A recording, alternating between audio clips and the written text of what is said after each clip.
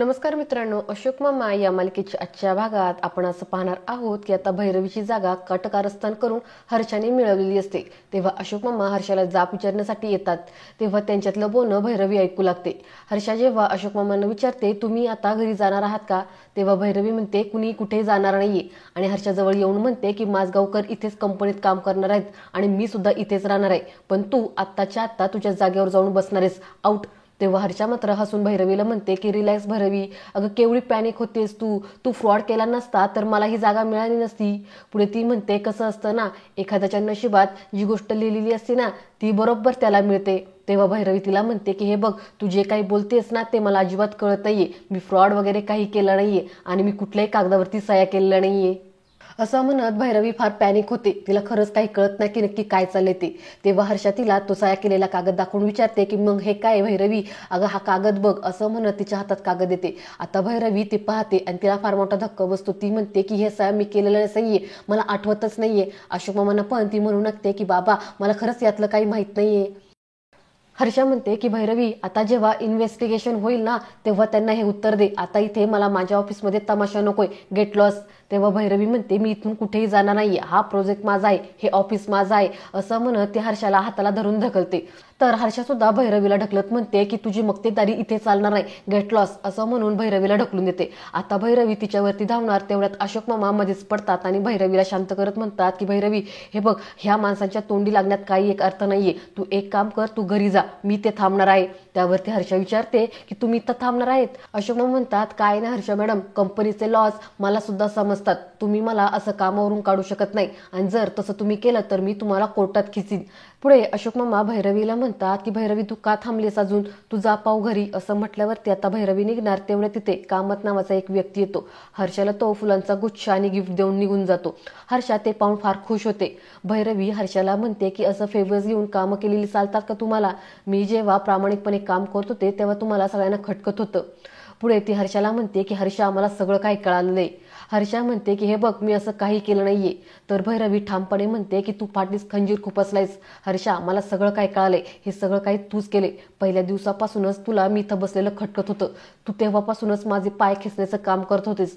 तुला पहिल्यापासूनच माझी जागा बळकवायची होती. मी तुला मैत्रीण समजून चूक केली. तू मैत्रीण म्हणायच्या लायकीची सुद्धा नाहीये. असं म्हणून भैरवी तिथून निघून जाते. आता अशोक मामा हर्षाकडे खूप रागाने पाहतात आणि तिला चॅलेंज देत म्हणतात की मी तुला चॅलेंज करतोय हर्षा, हे सगळं कोणी आणि कधी केलं नाही हे सगळं मी पुराव्याशी सिद्ध करून दाखवेन. असं म्हणून अशोक मामा सुद्धा तिथून निघून जातात. इकडे देसाई घरी येऊन अनिशला सांगू लागतात की अनिश, मी त्या फ्लॅटच्या मालकाशी बोललोय, डील डन झाले आणि फ्लॅट पण बघितलाय, एकदम व्यवस्थित आहे. अनिशला मात्र यातलं काहीच माहिती नसतं. तेव्हा तो विचारू लागतो की कुठला फ्लॅट? तेव्हा देसाई म्हणतात की तुला भैरवी काहीच बोलली नाही का? पुढे ते सांगू लागतात की अरे भैरवीने आपल्या सोसायटीमध्ये एक रेंटवरती फ्लॅट घेतलाय. हे ऐकल्यावरती अनिशला आश्चर्य वाटतं. तो विचारतो काय आणि कधी? त्यावर देसाई म्हणतात की अरे आत्ता थोड्या वेळापूर्वी. कमाल आहे, तुम्ही माझगावकर घरात आपापसात एकमेकांशी काही बोलत नाही का? अनिश म्हणतो, तसं काही नाही, ती जरा गडबडीत होती ना म्हणून राहून गेलं असेल. देसाई म्हणतात की असेल. पुढे ते विचारू लागतात की अनिश, त्या श्रीकांतने बऱ्याच जणांचे पैसे बुडवले म्हणे, तुझे पण बुडवले ना? हे ऐकल्यावरती आता अनिश जरा घाबरतो. तर अनिश विचारतो की तुम्हाला कसं कळालं? देसाई म्हणतात की मला त्या प्रभूबाईंनी सांगितलं की श्रीकांत सरोदेने तुझे आणि तुषारचे पैसे घेऊन तो पळून गेला आहे म्हणे. डोंट वरी, मी माझगावकरांना यातलं काही एक सांगितलं नाहीये. अनिश म्हणतो, प्लीज कुणालाही काही सांगू नका आणि भैरवीला सुद्धा यातलं काही सांगू नका, उगाच तिला या सगळ्या गोष्टींचं टेन्शन येईल. देसाई म्हणतात, ठीक आहे, काळजी करू नकोस, मी कोणाला काहीही बोलणार नाहीये. फक्त तेवढं भैरवीला सांग की तो 2 लाखाचा चेक मी जाधवांना दिला आहे म्हणून. आता हे ऐकल्यावरती अनिशला फार मोठा धक्का बसतो. तो विचारतो की 2 लाखाचा? देसाई म्हणतात की हो, डिपॉझिट म्हणून 2 लाखाचा चेक भैरवीने दिलाय. असं म्हणून आता देसाई तिथून निघून जातात. अनिशला आता मात्र खूप टेन्शन आलेलं असतं. तर इकडे भैरवी ही घरी यायला निघालेली असते. ती चालतच घरी येत असते. आता हर्षाने जे काही बोललं, जे काही सगळं घडलं त्याचं तिला खूप रेस आलेला असतो आणि ती हतबल होऊन आता घरी निघालेली असते. इकडे अनिश हा धावत धावत तुषारकडे जातो. तुषारला म्हणतो की तुषार, अरे खूप मोठा प्रॉब्लेम झालाय. तुषार म्हणतो, आता काय झालंय? अनिश म्हणतो की अरे, ते जे पैसे होते ना मी दिलेले, ते मी आमच्या जॉईंट अकाउंटमधून दिले होते. भैरवीचं आणि माझं जॉईंट अकाउंट आहे ना, त्यातून दिले होते. तुषार जरा चिडतो आणि म्हणतो, अरे तू तुझ्या पर्सनल अकाउंटमधून द्यायचे ना, जॉईंट अकाउंटमधून कशाला दिले? अनिश म्हणतो, अरे तुला पण माहिती माझ्याकडे काही एवढे पैसे नव्हते म्हणून मी जॉईंट अकाउंटमधून दिले. तुषार त्याला म्हणतो की किती पैसे दिले. अनिश मात्र ते सांगायला तयार नसतो. अनिश म्हणतो की प्लीज मला तुझ्या मदतीची गरज आहे, मला काही झालं तरी तू आत्ताच्या आत्ता 2 लाख रुपये पाठवून दे ना प्लीज. देसाई आत्ताच मला सांगून गेले की भैरवीने 2 लाखाचा चेक दिलेला आहे, तो जर चेक बाउन्स झाला ना तर सगळं काही भैरवीला कळेल. तर तुषार म्हणतो की हे बघ मी तुला पैसे देईन, पण तू माझे पैसे मला दे. तुला पण माहिती आहे माझं पण खूप मोठं नुकसान झालेलं आहे, मला पण पैशाची गरज रे. अनिश म्हणतो की तू काळजी करू नकोस, मी काही झालं ना तरी तुझे पैसे तुला मी परत करेल, पण आता तरी मला खूप गरज आहे पैशांची, तू मला तेवढे 2 लाख रुपये दे. तुषार म्हणतो ठीक आहे, मी तुला लगेच आता ट्रान्सफर करतो. इकडे ऑफिसमध्ये आता सगळेजण काम करत असतात. लंच ब्रेक होतो, सगळेजण निघून जातात. योगिता आणि गायधनी पण अशोक मामांना विचारतात की चला आपण जाऊया लंच करायला. अशोक मामा म्हणतात नाही नाही तुम्ही पुढे जा, मी येईल नंतर. असं म्हटल्यावरती आता गायधनी आणि योगिता दोघंजण निघून जातात. आता बोंजाळी तिथे असतो. अशोक मामा बोंजाळीला विचारतात की बोंजाळी काय खूप कामाचा लोड आहे नाही का. बोंजाळी पण म्हणतो की हो ना, हे काय फाईलीचंच काम चाललेलं आहे. अशोक मामा म्हणतात ते भैरवीला जो कागद दिला तिने त्याच्यावरती सही वगैरे केली, म्हणजे तुम्ही सगळेच काही जे डॉक्युमेंट असतात फायली असतात त्या तुम्हीच घेऊन जाता ना. तुम्हाला आठवतं का त्या दिवशी तुम्ही कोणता कागद घेऊन गेला होता ते. आता बोंजाळे मात्र जरा गडबडतो.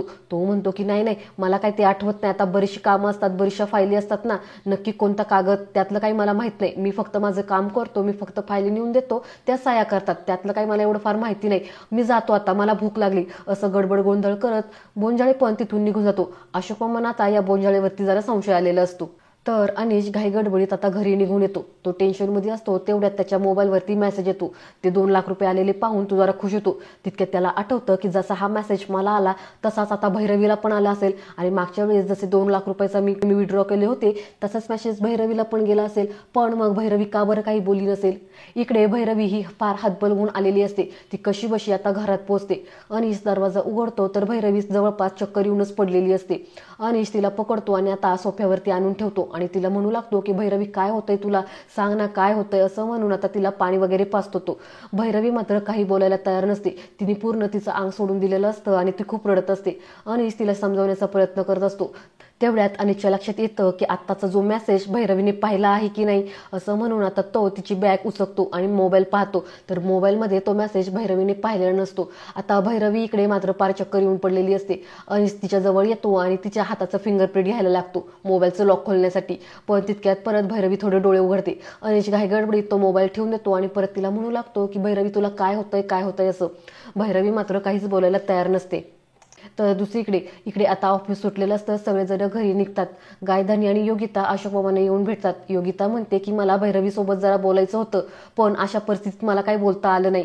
गायधनी म्हणतात की असं व्हायला नको होतं, मी पाहिलं तिला पहिल्यापासून काम करताना किती प्रामाणिकपणाने आणि किती कष्टाने तिने सगळं काही कमवलंय. एवढ्या लहान वयात तिने सगळं काही कमवलेलं आहे, वाटलं नव्हतं असं काही होईल. अशोक मामा म्हणतात की प्रामाणिकपणे जो कोणी काम करतो ना त्याच्या बाबतीत असंच घडतं.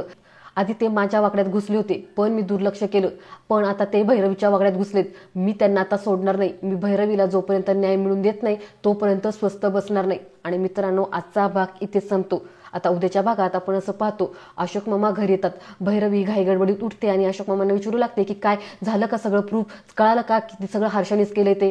अशोक मामा म्हणतात ते माहिती ते सगळं काही हर्षानेच केलं असणार आहे, पण त्याचा काही आपल्याकडे अजून पुरावा नाहीये. भैरवीला टेन्शन येतं आणि ती म्हणते की म्हणजे आता ते लोक पुढे जाणार आणि माझं काय होणार. असं म्हणून आता तिला फार या गोष्टीचं टेन्शन येतं. आता उद्याच्या भागात आपल्याला कळेल की पुढे काय होणार आहे ते. आजचा भाग तुम्हाला कसा वाटला ते मला कमेंटमध्ये नक्की सांगा आणि पुढील भाग पाहण्यासाठी चॅनलला सबस्क्राईब करा. धन्यवाद.